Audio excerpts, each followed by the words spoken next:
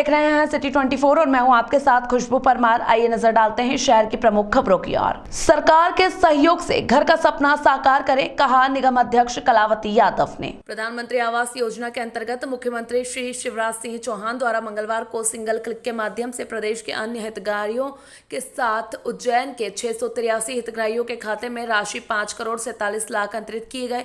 कार्यक्रम का सीधा प्रसारण नगर निगम परिषद हॉल में दिखाया गया, जिसमें निगम अध्यक्ष श्री कलावती यादव द्वारा हितग्राहियों को संबोधित करते हुए कहा कि मध्य प्रदेश शासन के मुख्यमंत्री श्री शिवराज सिंह चौहान द्वारा भवन निर्माण हेतु आपको जो राशि उपलब्ध कराई गई है उसका उपयोग करते हुए अपने सपनों का घर तैयार करें और परिवार के साथ सुखी रहे। निगम आयुक्त श्री रोशन कुमार सिंह ने कहा कि जो घर आप निर्मित कर रहे हैं उसमें होम कंपोस्ट यूनिट स्थापित करें, गीला सूखा कचरा पृथक पृथक रखते हुए स्वच्छता सर्वेक्षण में सहयोग प्रदान करें। जो राशि आवास योजना के क्रम में आपको उपलब्ध कराई गई है उसका सदुपयोग करते हुए उसे मात्र आवास निर्माण में ही उपयोग करें ताकि आप अगली पायदान पर पहुंच सके। निगम अध्यक्ष और आयुक्त ने हितग्राहियों को प्रधानमंत्री आवास योजना की राशि के सांकेतिक चेक तथा होम कंपोस्ट यूनिट भेंट की। परिवार में कौन कौन है आपके? पति पत्नी और मेरे 2 बच्चे सर। 2 बच्चे कितने बड़े हैं? एक 8 क्लास में है 13 साल की और एक 7 साल का। पतिदेव और आप? मैं हाउस वाइफ हूँ सर और घर का काम के बाद सिलाई का काम कर लेती हूँ।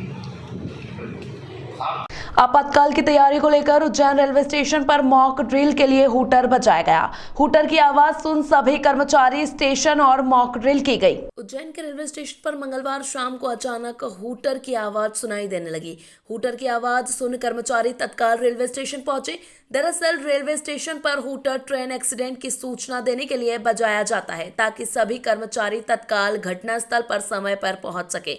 हालांकि मंगलवार शाम को बजाया गया हूटर मॉक ड्रिल थी ताकि यह टेस्टिंग की जा सके कि कर्मचारी आपातकाल की स्थिति में समय पर पहुंचते हैं या नहीं।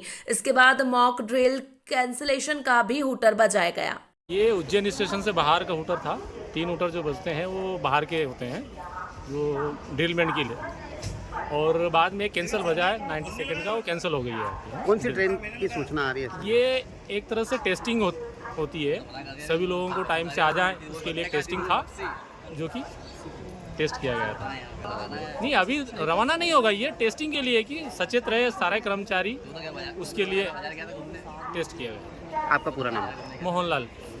मंडी बोर्ड के गठन के 50 वर्ष पूरे होने पर स्वर्ण जयंती महोत्सव का आयोजन किया जा रहा है, जिसमें मंडी प्रांगण में पौधारोपण किया गया। मध्य प्रदेश राज्य कृषि विपणन बोर्ड के गठन के 50 साल पूरे होने के उपलक्ष्य में मंडी बोर्ड भोपाल तथा प्रदेश की सभी मंडियों में 2 से 4 अगस्त तक कार्यक्रम आयोजित किए जाएंगे। इसी क्रम में कृषि उपज मंडी की समिति द्वारा बुधवार को मंडी प्रांगण में पौधारोपण किया गया। 3 अगस्त को मंदिर प्रांगण में उच्च शिक्षा मंत्री डॉक्टर मोहन यादव की अध्यक्षता में कार्यक्रम होगा। सांसद अनिल फिरोजिया सहित अन्य जनप्रतिनिधियों की उपस्थिति में वर्ष 2022-23 में सर्वाधिक राजस्व भुगतान करने वाली व्यापारिक फर्मों का 50 वर्षों से सतत व्यापाररत फर्में मंडी समिति में सेवा प्रदान कर सेवानिवृत्त हुई अधिकारी कर्मचारी तथा वर्तमान में सेवारत कर्मचारियों का सम्मान किया जाएगा।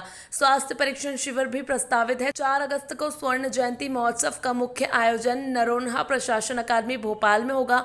इसमें प्रदेश की सभी मंडियों के अधिकारी कर्मचारी शामिल होंगे। मंडी सचिव उमेश शर्मा बसेड़िया ने सभी व्यापारियों, हम्माल, तुलावटियों, किसानों व मंडी से जुड़े लोगों से सभी कार्यक्रम में सहभागिता करने की अपील की है। और आज क्या क्या गया? जी हाँ, हमारे मंडी बोर्ड को 50 वर्ष पूर्ण हो गए हैं, तो स्वर्ण जयंती वर्ष के रूप में मनाया जा रहा है। और ये पूरा जो हमारा सप्ताह है ये स्वर्ण जयंती सप्ताह के रूप में मनाया गया है, जिसमें कुछ ना कुछ कार्य प्रतिदिन किए गए हैं। जो शुरू के पहला दिन था वो साफ़ सफाई का था, दूसरा दिन पुताई का था, और जो तीसरा दिन है वृक्षारोपण का है, चौथा दिन पुरस्कार वितरण का है, और अंतिम जो 5वां दिन है हमारा जो 5 डे वीक में जो 5वां दिन है वो हमारे मंडी बोर्ड मुख्यालय में सभी सचिव सभी कर्मचारी का एक मिलन समारोह, वहाँ गेट टुगेदर और पुरस्कार वितरण मंडी बोर्ड भोपाल में रखा गया है। इस तरीके से हमारा पूरा स्वर्ण जयंती समारोह का समापन हुआ।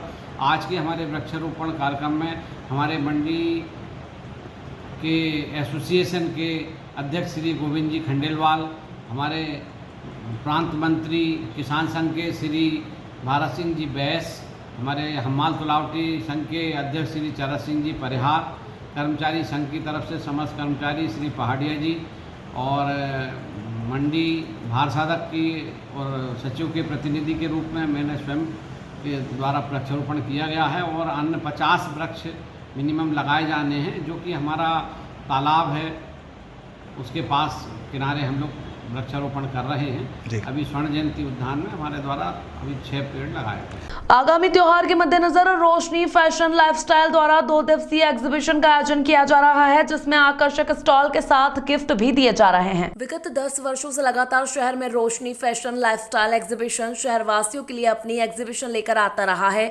उसी कड़ी में इस वर्ष भी 2 दिवसीय एग्जीबिशन लाए हैं।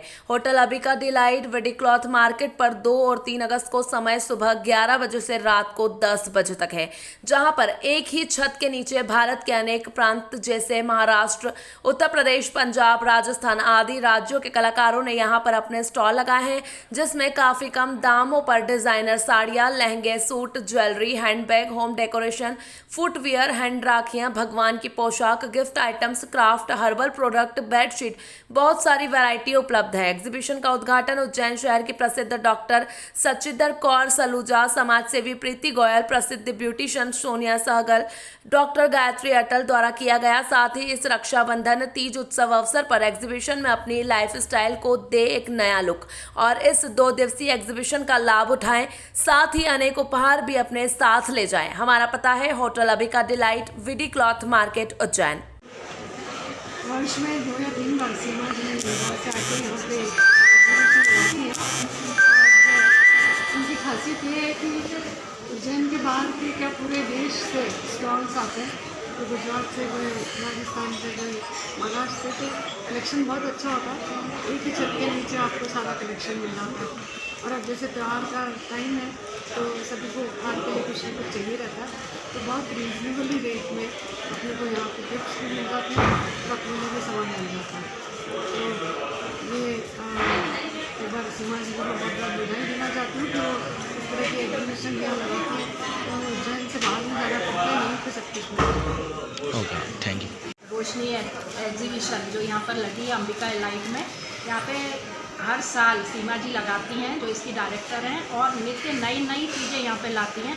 जैसा कि मैंने देखा बहुत सही रेंज में, मतलब बहुत कम पैसे में अच्छी चीज़, और उसमें राखियाँ भी हैं, जैसे अभी राखी आ रही है, राखी स्पेशल, और तरह तरह की पोशाकें। तो आ गया है फेस्टिवल टाइम। फेस्टिवल टाइम मतलब कि शॉपिंग टाइम। हम सब लोग मूड में आ जाते हैं कि हमें शॉपिंग करना है, और हमारे रिलेटिव्स के लिए, बहनों के लिए, सबके लिए शॉपिंग करने के लिए। तो सीमा जी लेकर आई हैं बहुत ही ब्यूटीफुल एग्जीबिशन, रोशनी एग्जीबिशन अबिका लाइट में, और बहुत ही प्यारे प्यारे स्टॉल्स हैं।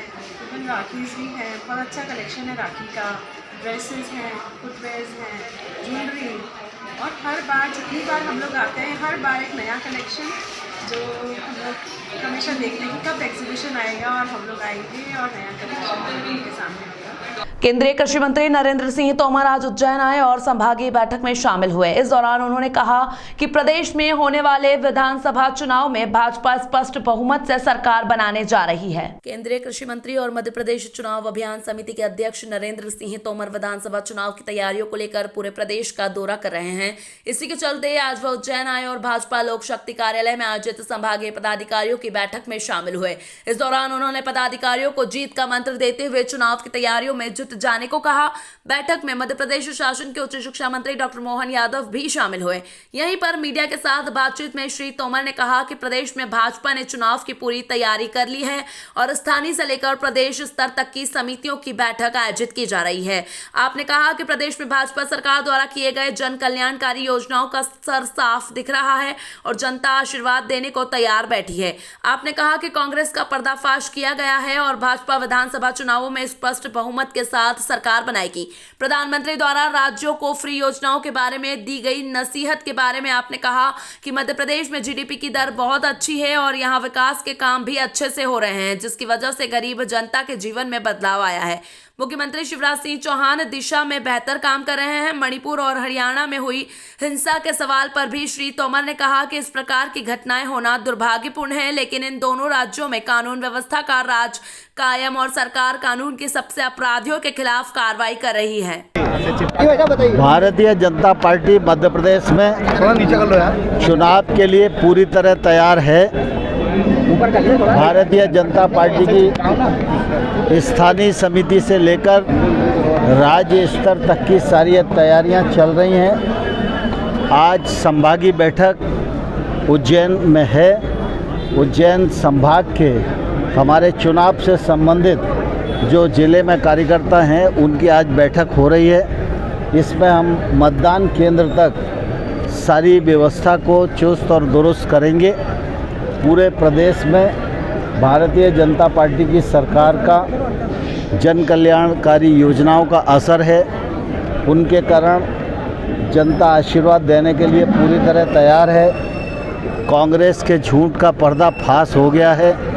2023 में भारतीय जनता पार्टी कांग्रेस को परास्त करके बहुमत की सरकार मध्य प्रदेश में बनाने में सफल होगी। मध्य प्रदेश में शिवराज जी ने लाडली बहना योजना शुरू करी है, जो महिलाओं के खातों में 1000 डाल रहा है। आज मोदी जी ने कहा है कि राज्य जो है कर्ज लेकर फ्री की योजनाएं न दे, तो ये सिर्फ भाजपा शासित राज्यों के लिए है या कांग्रेस शासित राज्यों के लिए, आप शासित राज्यों के लिए? देखिए, दरअसल क्या है कि जो प्रधानमंत्री जी ने कहा होगा वो उन्होंने कहा होगा फिजूल खर्ची के लिए, लेकिन जिस राज्य में ताकत है, जिस राज्य की आय ठीक है, जिस राज्य का जीडीपी अच्छी स्थिति में है, आय के स्रोत अच्छी स्थिति में है, वो कर्ज लेने की भी नियमानुसार पात्रता रखता है। तेज बारिश के कारण पुलिस लाइन स्थित शासकीय स्कूल में पानी भर गया, जिसके कारण विद्यार्थियों की छुट्टी करना पड़ी। उज्जैन शहर में रुक रुक कर तेज बारिश हो रही है। ऐसे में बारिश के कारण कई क्षेत्रों में जलभराव की स्थिति भी दिखाई दी।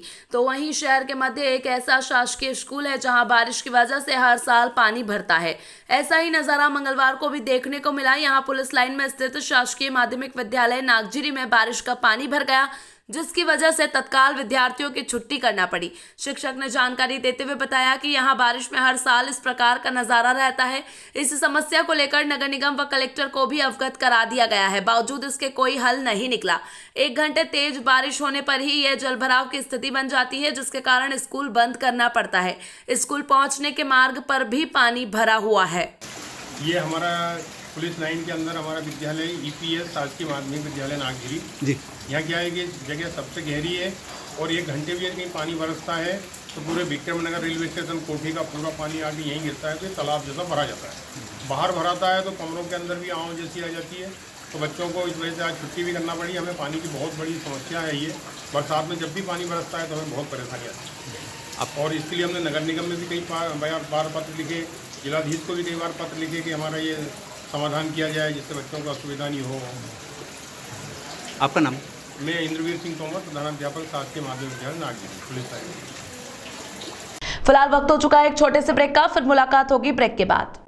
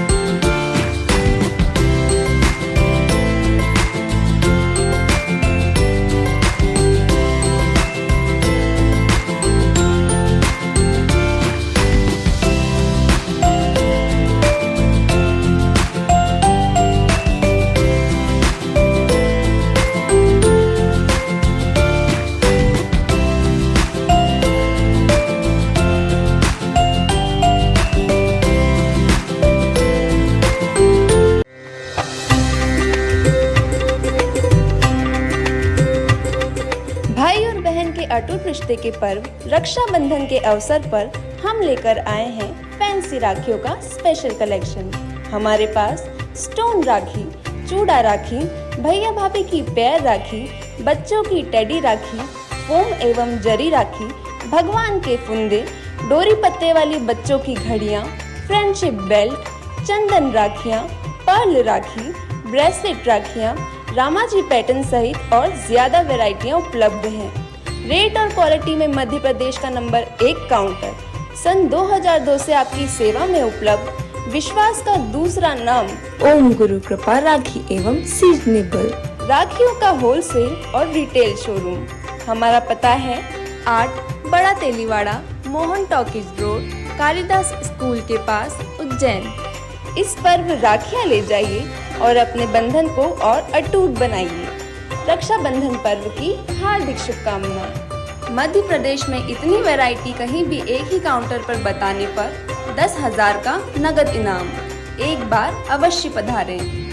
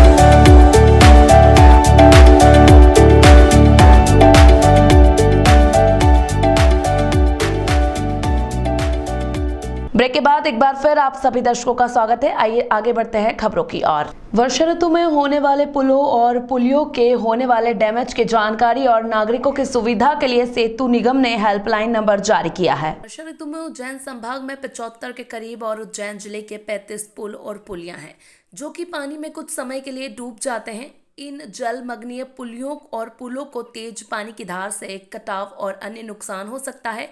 इनकी सूचना देने और पुलों की मरम्मत हेतु आम जनता को सूचना देने हेतु सेतु निगम ने नोडल अधिकारी नियुक्त किया है। साथ ही उनके मोबाइल नंबर हेल्पलाइन के रूप में जारी किए गए हैं।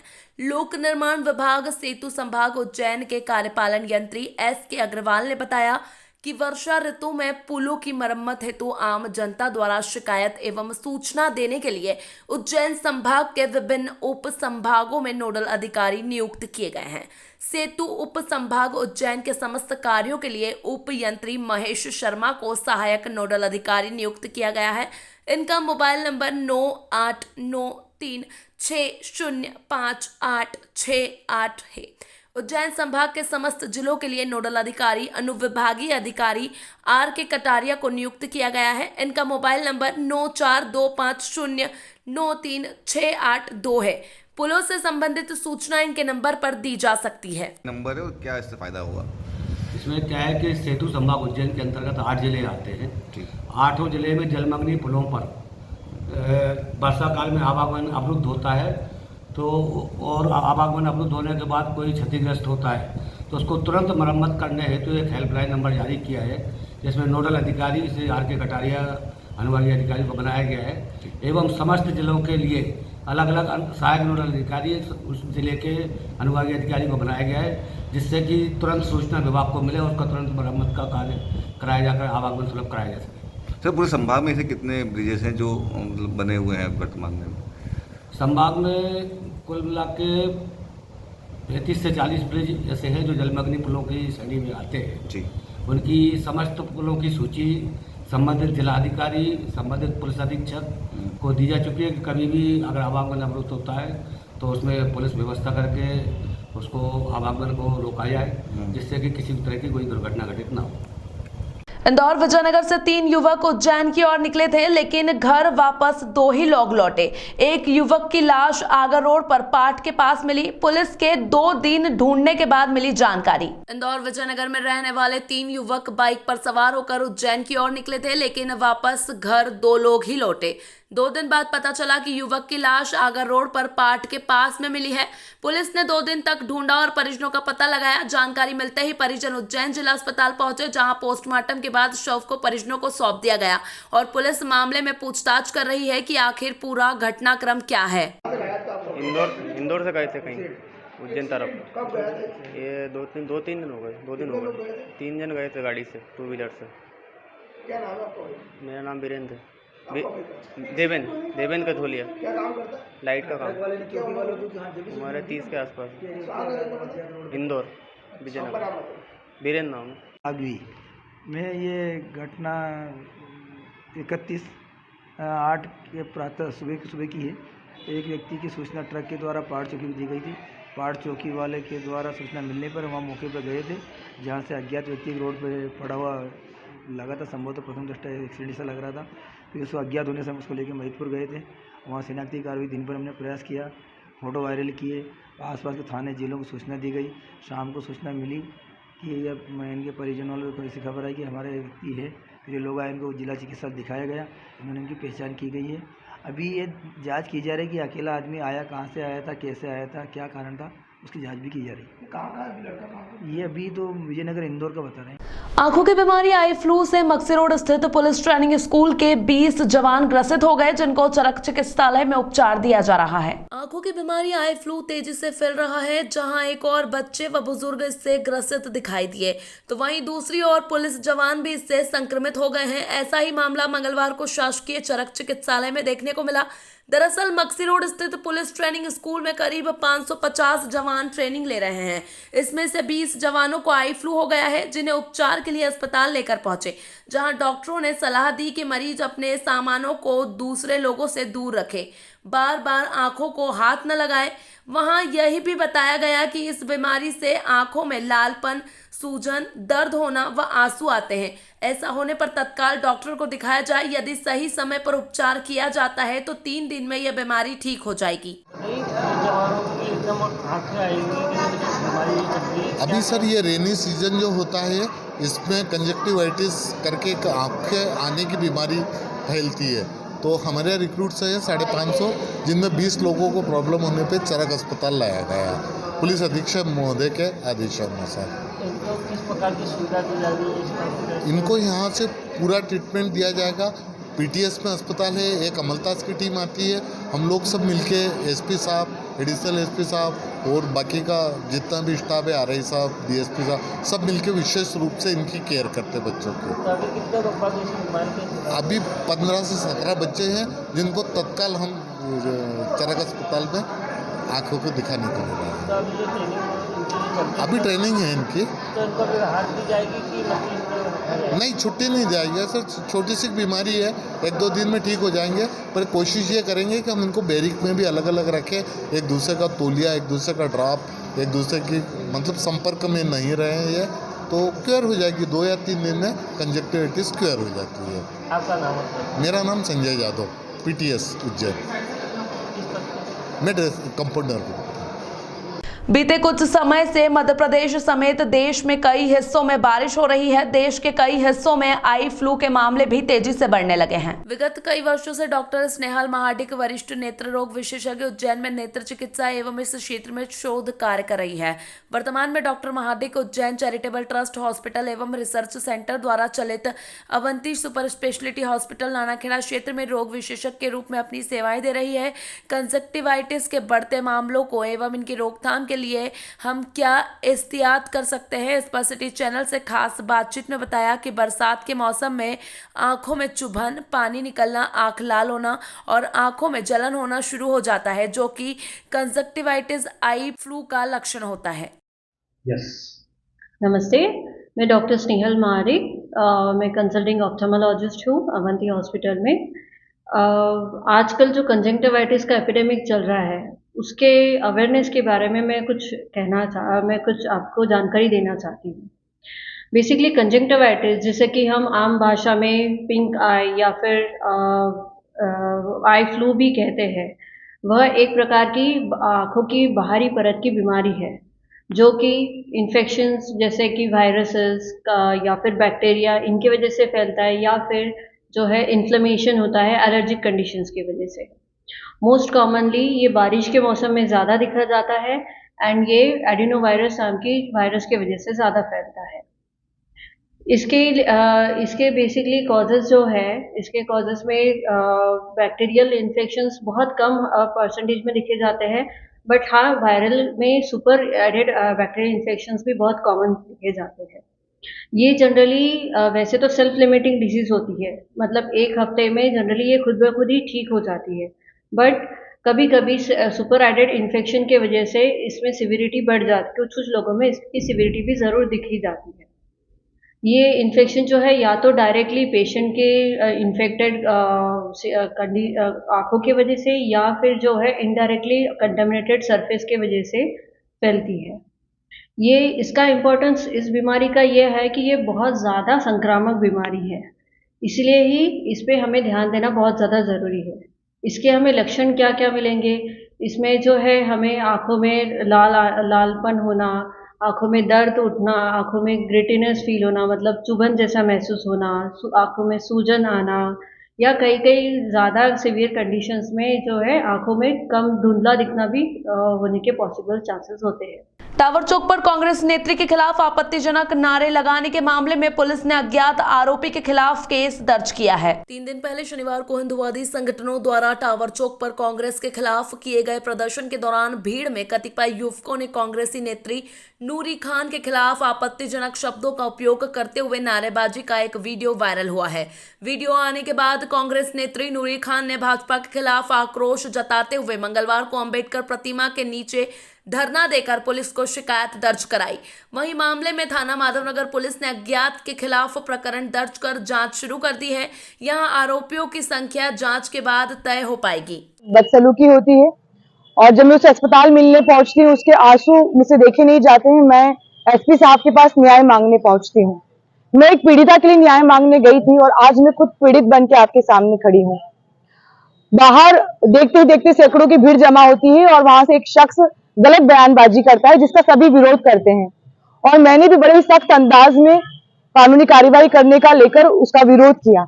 लेकिन शाम को सत्ताधारी पार्टी के से जुड़े हुए संगठन टावर पर एकत्रित होते हैं और कांग्रेस का पुतला जलाते हैं। लोकतांत्रिक तरीके से आंदोलन करना उनका हक है, लेकिन उन्होंने उसके आगे एक नारा लगाया कि नूरी खान की क्या पहचान, जिसके आगे के जो शब्द है वो मैं बोल कर नहीं बता सकती हूँ, वीडियो में है और आप सब देख सकते हैं। तो मेरी पहचान ये है कि मैंने माँ शिप्रा के लिए अपनी जान देने में कसर नहीं छोड़ी है। मेरी पहचान ये है कि मैंने हिंदू भाई की जान बचाई है अपना प्लाज्मा देकर, रोजा तोड़कर। और जो सरकार लाडली बहना की बात करती है, शिवराज सिंह चौहान जी, मैं आपसे पूछ रही हूँ क्या मैं लाडली बहना नहीं हूँ? मैं एक माँ हूँ, मैं एक बेटी हूँ, मैं रात भर से सोई नहीं हूँ। जिन शब्दों का उपयोग किया है मैंने रात भर करवटें बदली हैं। मेरे पिता ने मुझे शिक्षित करके आज इस स्थान तक पहुंचाया था, लेकिन कुछ लोग हिंदू और मुसलमान की आड़ में जो नफरतें फैला रहे हैं उसमें वो ये भूल जाते हैं कि उन्होंने भी एक माँ के पेट से जन्म लिया है। तो जिस तरीके की भाषा का उपयोग किया गया है, मैं न्याय मांगने के लिए बाबा अंबेडकर साहब की पुस्तक लेकर बैठी हूँ।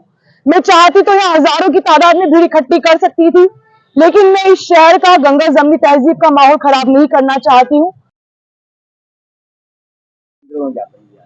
इनके द्वारा आवेदन दिया गया है, इसमें बताया गया है कि कुछ लोगों द्वारा इनको गाली गलौज किया गया है। तो उस आवेदन की जांच पर से अभी इसकी जांच कर रहे हैं। जांच में जैसे भी जो तथ्य सामने आएंगे, अगर एफआईआर होती है तो उसमें एफआईआर की जाएगी।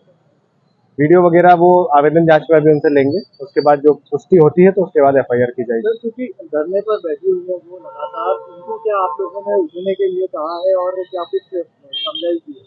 वही आश्वासन दिया है कि इसमें वीडियो की सत्यता के आधार पर पुष्टि हो जाती है तो उसके बाद उसमें एफआईआर की जाएगी, उसके बाद धरना प्रदर्शन भी खत्म हो जाएगा। बिजली पानी के लिए संघर्ष कर रहे पार्श्वनाथ सिटी के रहवासियों की भूख हड़ताल को 8 दिन हो गए हैं, मगर समस्याओं का कोई हल नहीं निकल सका है। शहर की पॉश कॉलोनी में गिनी जाने वाली पार्श्वनाथ सिटी के रहवासियों द्वारा अपनी मूलभूत जरूरतों की लड़ाई को लेकर विगत 8 दिनों से भूख हड़ताल की जा रही है। इस कॉलोनी में शहर के नामी गिरामी लोग निवास करते हैं, लेकिन फिर भी बिजली पानी जैसी समस्या से यहाँ के लोग ग्रस्त हैं।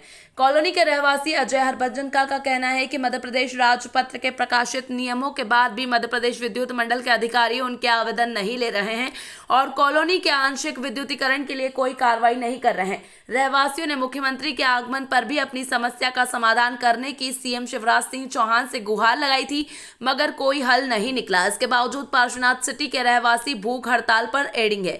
अजय हरभजन का कहना है कि वे बिजली कनेक्शन लेकर ही हटेंगे, लेकिन नगर निगम एमपीईबी के अधिकारियों और कॉलोनाइजर के द्वारा गड़बड़ियां की गई, जिसका खामियाजा रहवासियों को भुगतना पड़ रहा है। लिया उसके बाद भी धरने में बैठना पड़ रहा है। सुविधाओं के लिए क्या इशू है इसका?